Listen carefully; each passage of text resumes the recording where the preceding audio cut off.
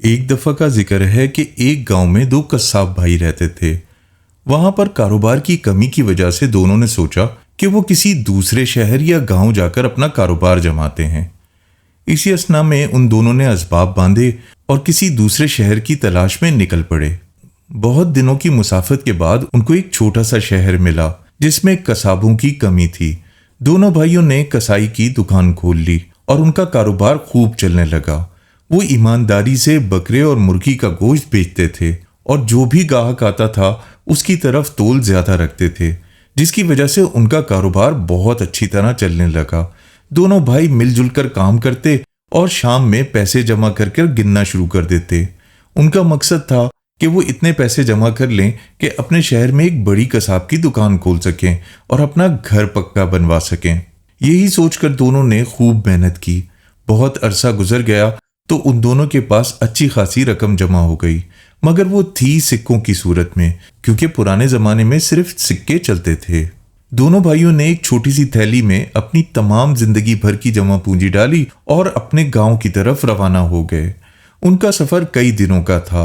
अभी उनको चलते चलते 2 दिन ही गुजरे थे कि एक इलाके से गुजरते हुए उनको रोने की आवाज सुनाई दी। वो उस आवाज की तरफ चल पड़े। जब वो करीब गए तो उन्होंने देखा कि एक अंधा फकीर जोर जोर से बैन कर रहा है। वो ये कह रहा है कि हाय मेरी किस्मत कि मैं अपनी इतनी सारी दौलत गंवा बैठा। अब तो मेरी आंखें भी नहीं हैं, मगर मैं चाहता हूं कि मैं अपनी दौलत को दोबारा छूऊं। काश मुझे अपनी दौलत दोबारा मिल जाती। और ये कहकर वो जोर जोर से बैन कर रहा था। दोनों भाई बहुत रहमदिल थे। वो उसके पास पहुंच गए और उससे पूछा, बाबा तुम क्यों बैन कर रहे हो? तो उस अंधे फकीर ने बताया कि एक वक्त था कि मैं बहुत अमीर शख्स था और मेरे पास बेइंतहा दौलत थी, मगर आज मैं गरीब हो गया हूं और मेरी आंखें भी ज़ाया हो गई हैं और अब मेरी सिर्फ यही ख्वाहिश है कि मैं अपनी दौलत को दोबारा छू सकूं, क्योंकि वो दौलत मैंने अपने लिए कभी इस्तेमाल नहीं की।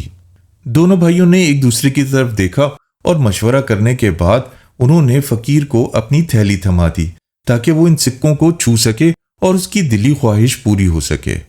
फकीर ने वो सिक्के अच्छी तरह छुए और उसके बाद उठाकर अपनी कटड़ी में डाल लिए और वहां से उठकर चलने लगा।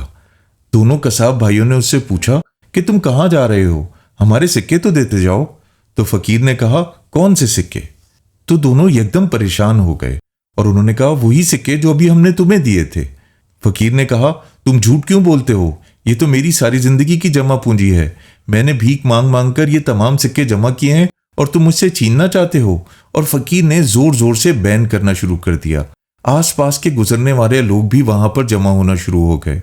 अब दोनों कसाब भाई परेशान हो गए। उन्होंने फकीर से बहुत नरम लहजे में कहा कि आप हमारी दौलत पे क्यों कब्जा कर रहे हैं? ये हमारी मेहनत की कमाई है ताकि हम अपने गांव जाकर अपना घर बना सकें और अपने लिए एक दुकान बना सकें। हमने आप पर रहम खाकर आपको वो पैसे छूने दिए और अब आपने हमारे पैसों पर कब्जा कर लिया। लोग कभी फकीर को देखते और कभी कसाब भाइयों को। बिलाखिर फैसला ये हुआ कि बादशाह के पास जाया जाए। ये बादशाह अकबर का जमाना था। फकीर और दोनों कसाब भाई उसके दरबार में हाजिर हुए और पूरा माजरा कह सुनाया। बादशाह अकबर ने कहा, बीरबल को बुलाया जाए, क्योंकि वही इस मसले का हल ढूंढ सकता है, वरना सिक्कों पर तो किसी का नाम नहीं लिखा होता। हम ये कैसे जानेंगे कि ये सिक्के कसाबों के हैं या फकीर के? बिलाखिर बीरबल को पैगाम भेजा गया और बीरबल हाजिर हो गए। बीरबल ने पूरा माजरा सुना कि कसाब भाइयों ने कहा कि उन्होंने बड़ी मेहनत से वो सिक्के कमाए थे और जमा करके अपने गांव जा रहे थे कि रास्ते में ये फकीर बैन करता हुआ नजर आया और इससे हमदर्दी जताते हुए उन्होंने ये सिक्के इसको छूने के लिए दिए, जिस पर इसने कब्जा जमा लिया। उधर दूसरी तरफ फकीर का कहना यह था कि मैं कई सालों से भीख मांग रहा हूं और ये सिक्के मैंने एक एक करके अपने लिए जमा किए हैं और ये दोनों कसाब भाई मुझसे छीनना चाहते हैं। दरबार में सब लोग शशोपंज में पड़ गए और वो सोच रहे थे कि अब बीरबल इस मसले को कैसे हल करेंगे। बीरबल ने कहा कि वहां पर आग जलाई जाए और उसके ऊपर एक बड़ी सारी कढ़ाई रख दी जाए। ऐसा ही हुआ कि आग जलाई गई, उस पर एक बड़ी सारी कढ़ाई रख दी गई। फिर बीरबल ने कहा कि इसमें बहुत सारा पानी डाल दिया जाए।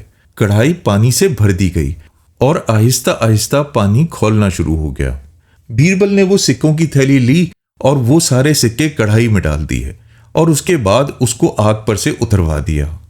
थोड़ी ही देर गुजरी थी कि बीरबल ने कहा कि इन दोनों भाइयों को ये सिक्के दे दिए जाएं और फकीर को जेल में डाल दिया जाए।